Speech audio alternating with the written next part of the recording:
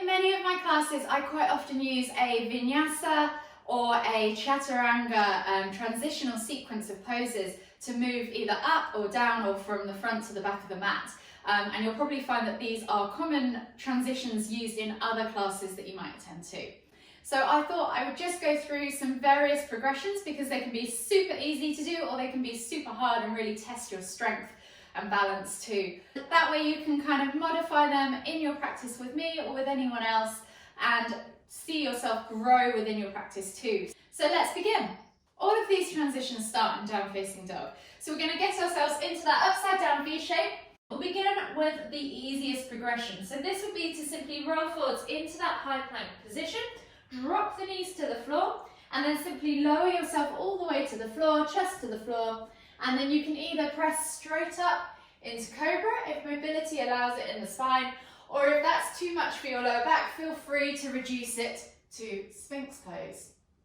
From here, take the hands back underneath the shoulders, tuck the toes, and press back to your down facing dog position. Option 2 for your Vinyasa flow.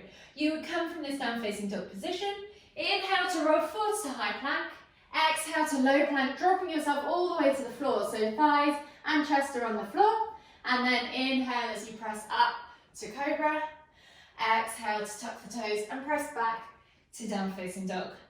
Option 3 of your Vinyasa flow and your hardest option. So you're going to inhale to roll forwards to high plank, exhale to low plank, keeping chest and thighs off the floor, flip the toes and press up to up dog. Exhale, tuck the toes and press back to down facing dog. A midway guide for that last one would be to come forwards all the way through into your high plank, exhale low plank, keeping those thighs off the floor, and then you can press through to Cobra, dropping the thighs eventually to the floor. Slightly more progressive than the Vinyasa is the Chaturanga. So this is also known as a dive bomb, and you kind of scoop the body through. So there are two kind of key options for this one. The easiest is to come through into that Cobra position. So you're going to start in your down facing dog and then think about scooping the chest all the way through, dropping the thighs to the floor and pressing up to Cobra. Tuck the toes as you exhale and press back to down facing dog. The hardest option would be to scoop all the way through to up dog. So you're going to scoop the chest through the arms, keeping the body hovered off the floor, pressing up into that up dog position. This is definitely a strength-based movement. Exhale to tuck the toes and press back to down facing dog. A good way to teach the body how to get through that scooping motion without having to put too much strength through, especially for beginners, is to come from that extended child's pose. So we're going to set ourselves up in that extended child's pose. Toes are already untucked on the mat. Forehead to the floor, and then think about drawing the chest along the floor and then pressing up into Cobra. And then you can press back to down facing dog.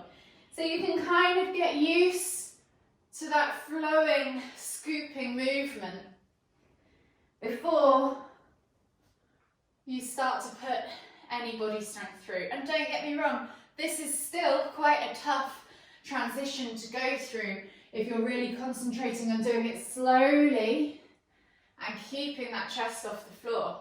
There is still an element of strength there.